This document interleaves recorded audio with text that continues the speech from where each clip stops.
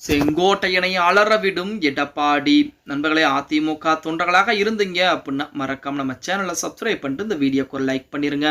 அனைத்து இந்திய அண்ணா திராவிட முன்னேற்ற கழகத்தை பொறுத்த வரைக்கும் மூத்த தலைவர், முக்கியமான தலைவர், முன்னாள் அமைச்சர் என நமது செங்கோட்டையன் இருந்து கொண்டிருக்கிறார். அப்படிப்பட்ட செங்கோட்டையன் சசிகலா மற்றும் ஓபிஎஸ் டிடிவி தினகரனுக்கு ஆதரவாக செயல்பட்டதுதான் எடப்பாடி பழனிசாமியின் மத்தியிலே மிகப்பெரிய பிரச்சனை ஏற்படுத்த ஆரம்பித்தது. அதாவது அதிமுக ஒன்றிணைய வேண்டும், ஒன்றிணைந்து சசிகலா அம்மையாரின் கையிலே அதிமுக இருக்க வேண்டும், அப்பொழுதுதான் எனக்கு மிகப்பெரிய பதவிகள் எல்லாம் கிடைக்கும் என 10 நாட்கள் கால அவகாசம் கொடுத்திருந்தார். 10 நாட்களுக்கு முன்பாகவே எடப்பாடி பழனிசாமி நமது செங்கோட்டையனுடைய பதவிகளை பறித்து மிகப்பெரிய வேலைப்பாடுகளையும் பார்த்திருந்தார். இப்பட்ட ஒரு சூழலில் செங்கோட்டையனுடைய தொகுதியிலே மிகப்பெரிய ஆட்டத்தை ஆரம்பித்திருக்கிறாராம் எடப்பாடி பழனிசாமி அவர்கள். எம்ஆர் ஜெயலலிதா காலத்தில் அவர்களின் நம்பிக்கைக்குரியவராகவும் அதிமுகவுடைய முகமாகவும் அறியப்பட்டவர் தான் செங்கோட்டையன் அவர்கள். எம்ஆர் ஜெயலலிதா இறப்புக்கு பிறகு எடப்பாடி பழனிசாமி பதவியேற்றிருக்கிறார். அப்போதிலிருந்து கட்சியில் செங்கோட்டையனுக்கு மவுசு குறைய தொடங்கி இருக்கிறது. இதனால் கட்சியிலிருந்து பிரிந்து சென்றவர்களை மீண்டும் கட்சியில் இணைத்தால் அவருக்கான ஆதரவு பழைய நிலைமைக்கு திரும்பும் என்று நினைத்த செங்கோட்டையன் அவர்களை மீண்டும் ஒன்றிணைக்க வேண்டும் என கூறி 10 நாட்கள் கால அவகாசம் கொடுத்தார். இதனால் ஆத்திரமடைந்த எடப்பாடி பழனிசாமி கட்சியின் உள்விவரங்களை பொதுவெளியில் பேசியதாக செங்கோட்டையனை கட்சியின் அனைத்து பதவிகளிலிருந்தும் நீக்கியிருந்தார். ஆனாலும் 10 நாட்கள் காலக்கெடு என்பது தொடரும் என்று செங்கோட்டையன் அறிவித்திருந்தார் சொல்லலாம். இந்த நிலையில் ஈரோடு புறநகர் மேற்கு மாவட்ட கழக செயலாளர் பொறுப்பிலிருந்து ஒருவர் நியமிக்கப்படும் வரை மாவட்ட கழக பணிகளை மேற்கொள்வதற்காக ஏ.கே. செல்வராஜ் எம்எல்ஏ நியமிக்கப்படுவதாக எடப்பாடி பழனிசாமி அறிவித்திருந்தார்.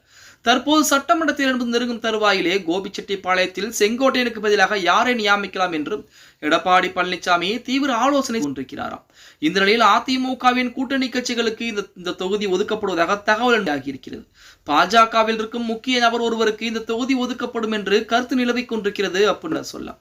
கோபிச்செட்டிப்பாளையத்தில் செங்கோட்டையன் தனது வலுவான தடத்தை பதித்திருப்பதால் புதிய வேட்பாளரை அப்பகுதி மக்கள் ஏற்பார்களா என்பது தற்போது வரைக்கும் கேள்விக்குறியாகவே கொண்டிருக்கிறது.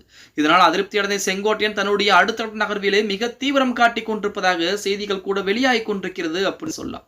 செங்கோட்டையன் அவர்களை பொறுத்த வரைக்குமே தனக்கு பதவிகள், அதாவது தனக்கு மதிப்பு மரியாதை என்பது குறைந்து விட்டது அப்படின்னு சொல்லித்தான் சசிகலா மற்றும் ஓபிஎஸ்ஐ தேடி இருக்கிறார்.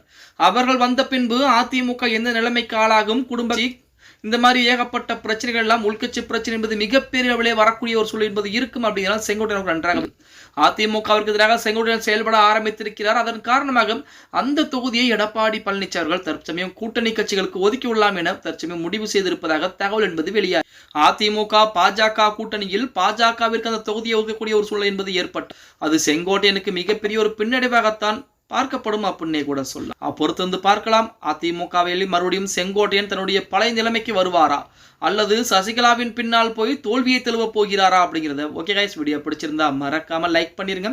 அப்படியே செங்கோட்டையனை பற்றி உங்களுடைய கருத்துக்களை கீழே மறக்காம கமெண்ட் பாக்ஸ்ல பதிவு நண்பா.